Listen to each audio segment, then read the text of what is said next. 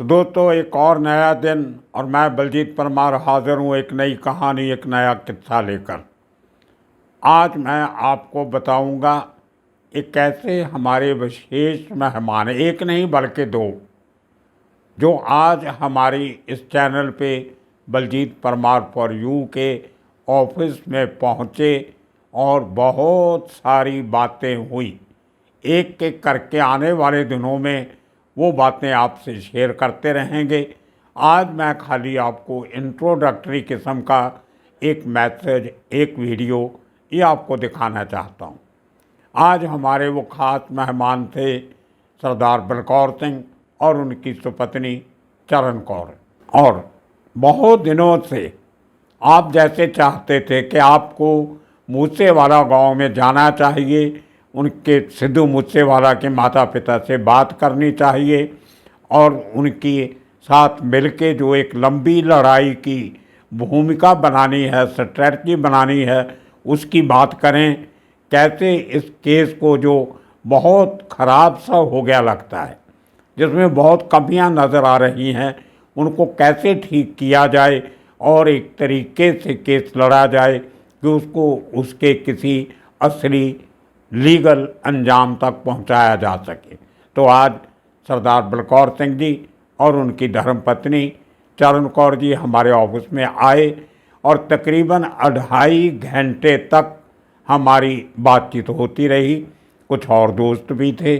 मैं आपको बहुत सारी वीडियोज़ और तस्वीरें दिखाऊंगा आज के इस प्रोग्राम में, जिसमें बलकौर सिंह और उनके भाई चमकौर सिंह साथ में हैं, उनकी पत्नी चरण कौर जी हैं और साथ में हमारे चंडीगढ़ के जो मैं पंजाबी ऑर्गेनाइजेशन हैं उसके जनरल सेक्रेटरी तजिंदर ढिल्लों जी हैं। साथ में मुंबई से आए हुए फिल्म प्रोड्यूसर इकबाल ढिल्लों हैं।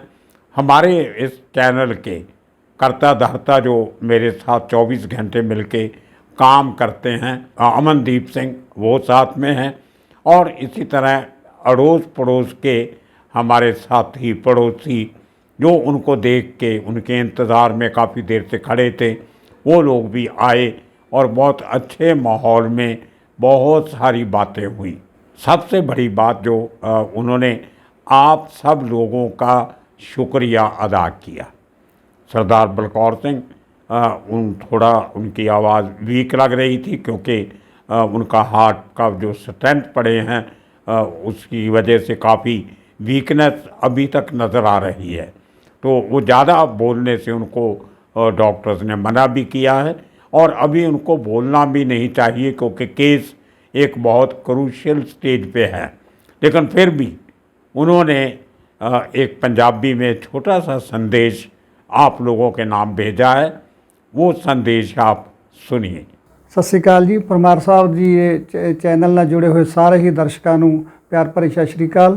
ਅੱਜ ਮੋਹਾਲੀ ਆਉਣ ਦਾ ਸਬੱਬ ਬਣਿਆ ਔਰ ਪਰਮਾਰ ਸਾਹਿਬ ਨੂੰ ਮਿਲ ਕੇ ਬਹੁਤ ਖੁਸ਼ੀ ਹੋਈ ਔਰ ਜੋ ਇਹ ਬਹੁਤ ਲੰਬੀ ਲੜਾਈ ਹੈ ਸੰਘਰਸ਼ ਦੀ, ਔਰ ਮੈਂ ਇਹਨਾਂ ਨਾਲ ਮਿਲ ਕੇ ਉਮੀਦ ਆ ਆਪਾਂ ਬਹੁਤ ਵਧੀਆ ਰਿਜ਼ਲਟ ਪ੍ਰਾਪਤ ਕਰਾਂਗੇ ਤੇ ਸਾਰੇ ਦਰਸ਼ਕ ਇਸ ਦੇ ਵਿੱਚ ਸਾਡਾ ਸਾਥ ਦਿਓ। और इसके साथ ही उनकी धर्मपत्नी जो हमारे स्टूडियो में थी आज, उन्होंने भी आपके नाम एक छोटा सा संदेश पंजाबी में अपने दिल की आवाज़, अपनी रूह की आवाज़ आपके साथ शेयर की है। आप सब लोगों का उन्होंने अपने दिल से शुक्रिया किया है, धन्यवाद किया है आपका। वो भी आप छोटी सी ये इस मैसेज में आप सुन सकते हैं। ਸਾਡੇ ਬਹੁਤ ਹੀ ਸਤਿਕਾਰਯੋਗ ਵੀਰ ਜੀ ਪਰਮਾਰ ਤੇ ਇਹਨਾਂ ਨਾਲ ਜੋ ਪਰਿਵਾਰ ਜੁੜਿਆ ਇਹਨਾਂ ਦੇ ਚੈਨਲ ਤੇ, ਸਤਿ ਸ਼੍ਰੀ ਅਕਾਲ। ਤੁਹਾਨੂੰ ਸਾਰਿਆਂ ਦਾ ਹੀ ਸੀਗਾ ਵੀ ਵੀਰ ਜੀ ਸਾਨੂੰ ਜਾ ਕੇ ਮਿਲਣ, ਪਰ ਇਹ ਥੋੜੇ ਜਿਹੇ ਸਮਰੱਥ ਸੀ, ਇਕੱਲੇ ਕਰਕੇ ਸਾਡੇ ਕੋਲ ਜਾ ਨਹੀਂ ਸਕੇ। ਅੱਜ ਸਾਡਾ ਸਬੱਬ ਬਣਿਆ, ਅਸੀਂ ਬਾਈ ਜੀ ਨੂੰ ਮਿਲੇ, ਸਾਨੂੰ ਬਹੁਤ ਚੰਗਾ ਲੱਗਿਆ ਮਿਲ ਕੇ। ਤੁਸੀਂ ਆਪਦੇ ਵਿਚਾਰ ਵੀ ਵੀਰ ਜੀ ਨੂੰ ਦਿਆ ਕਰੋ ਤੇ ਵੀਰ ਜੀ ਤਾਂ ਸਾਡੇ ਨਾਲ ਹੈਗੇ, ਸਾਨੂੰ ਮਿਲ ਕੇ ਬਹੁਤ ਚੰਗਾ ਲੱਗਿਆ। ਤੁਹਾਡਾ ਸਾਰਿਆਂ ਦਾ ਬਹੁਤ ਬਹੁਤ ਧੰਨਵਾਦ ਤੇ ਵੀਰ ਪਰਮਾਰ ਦਾ ਬਹੁਤ ਬਹੁਤ ਧੰਨਵਾਦ ਜਿਨ੍ਹਾਂ ਨੇ ਸਾਨੂੰ ਮਿਲਣ ਦਾ मौका ਦਿੱਤਾ। तो देखा दोस्तों आपने, इतने बड़े हादसे से गुजरने के बाद ये पति पत्नी एक बहुत लंबी लड़ाई लड़ने जा रहे हैं। मैं आज की ये वीडियो जो है बहुत दुखी मन से बना रहा हूँ। एक तरफ जब मैं उनकी तरफ देखता हूँ तो मुझे ऐसे माँ बाप सामने आते हैं जिनकी एक ही औलाद, नौजवान बेटा, इतनी बेरहमी से मार दिया जाता, और वो शख्स जिसको चाहने वालों की कोई गिनती नहीं, करोड़ों में जिसके सब्सक्राइबर थे और बिलियंस में जिसके व्यूअर्स थे, उस शख्स को इतनी बेरहमी से क्यों मारा गया? इस सवाल का बहुत बड़ा क्वेश्चन मार्क है, जिसका जवाब ढूंढने की कोशिश ये दोनों इस उम्र में, जब माँ बाप को बच्चों के सहारे की, बच्चों की लाठी की ज़रूरत होती है, उस उम्र में वो अपने बेटे के लिए इंसाफ मांगने के लिए दर दर के दरवाजे खटका रहे हैं। कभी कानून का, कभी सरकार का, कभी समाज का, कभी भगवान का, लेकिन कोई भी दुआ, कोई भी एक्शन, कोई भी कर्म, कोई भी कार्य इस केस को आगे बढ़ाने के शायद काम नहीं आ रहा। आज अभी तक ये नहीं पता चला कि मोटिव क्या था, असली प्लानर कौन थे, किन लोगों ने पैसा मुहैया कराया, किन लोगों ने कॉन्स्पिरेसी बनाई, किन लोगों का इसमें कोई मतलब था, कौन थे लोग जिनका हाथ हो सकता है। ये कोई भी बात अभी तक सामने नहीं आई। इसको लेके दोनों मियाँ बीवी, पति पत्नी परेशान हैं।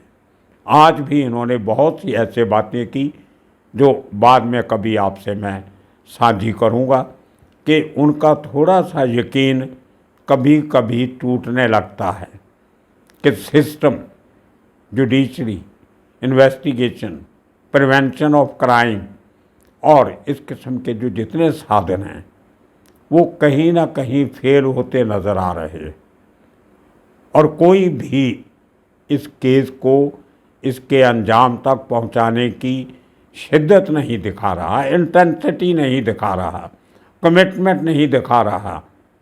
उनको तकलीफ़ है इस बात की, और जो लोग इस आवाज़ को उठाते हैं उस आवाज़ को दबाने की कोशिश की जा रही है। मैंने कल भी बात की थी, उस बात का जिक्र भी आज बलकौर सिंह ने किया। कहीं ना कहीं इन दोनों जन के दिल में एक कसस है, एक चीज़ है, एक ऐसा दर्द है जो बिना कहे भी आप उनके चेहरे से पढ़ सकते हो। वो आज मैंने देखा। 2.5 घंटे उनके सामने बैठ के जब वो चुप भी होते थे, कुछ नहीं बोलते थे, तो मैं उनके चेहरे पे सब कुछ पढ़ लेता था कि वो क्या कहना चाहते हैं। कितनी बार उनके आंसू बहते बहते रुके, कितनी बार उनके गले में आवाज़ निकलते निकलते रुक गई, कितनी बार उनकी दिल की धड़कनों ने थोड़ा सा कम आवाज़ में धड़कना शुरू किया। कुछ कहते कहते रुक जाते थे, कुछ कहना चाहते हैं लेकिन नहीं कह पाते, उनको शब्द नहीं मिलते, उनके दिमाग में जो गुजर रहा है वो ज़ुबान पे नहीं आ रहा। ये हालत है। इस हालत में आप सबका उन लोगों ने धन्यवाद किया है और आपसे उम्मीद जताई है कि आप उनके साथ खड़े रहेंगे।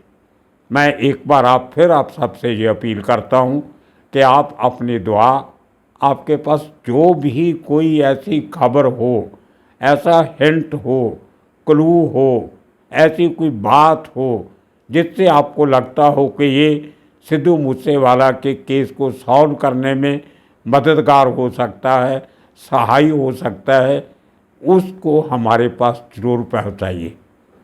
सिद्धू की माता जी ने यही अपील आपसे की है। आप सब उसके चाहने वाले हो और अपने उस हीरो के मर्डर का खुलासा करने में अगर आप कोई मदद कर सकते हो, आपको ज़रूर करनी चाहिए। हमारे पास भेजिए, या उनके माता पिता के पास भेजिए, जो कहीं ना कहीं शायद हमारे काम आ सकती है इस इंसाफ की लड़ाई में।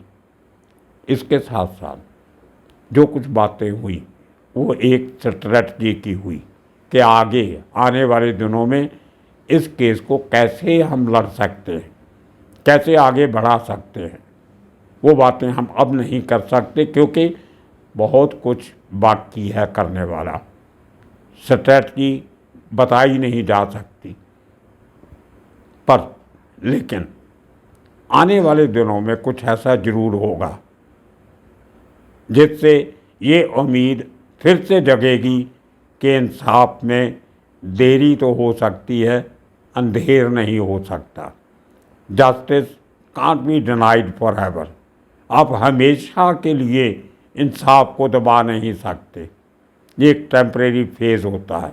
ये बातें सब हुई आज, लेकिन वो दोनों पति पत्नी एक लंबी लड़ाई के लिए पूरी तरह तैयार हैं। इस बात की मुझे बहुत खुशी भी है और मैं उनको धन्यवाद भी देता हूँ कि इतना दुख, दर्द, एहसास सहते हुए वो इस लड़ाई को जारी रखे हुए हैं। कहाँ मानसा के आगे उनका गांव, कहाँ चंडीगढ़ का हॉस्पिटल पीजीआई, और उसके बाद फिर ये हमारा घर। इतना लंबा सफ़र काट के आज सुबह ही वो आए थे अपना मेडिकल चेकअप करवाने के लिए। उसके बाद उन्होंने कुछ और काम करने थे।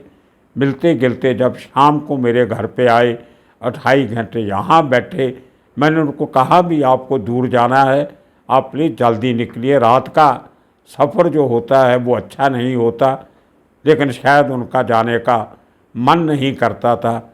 बोले कोई बात नहीं, हमने कौन सा ट्रेन में जब बस में जाना है जो बाद में नहीं मिलेगी, हम आहिस्ता आहिस्ता चले जाएंगे अपनी गाड़ी में। उनका भी दिल लगा, अच्छा लगा। एक फैमिली की तरह, एक रिश्ते की तरह सब बातें हुई हैं।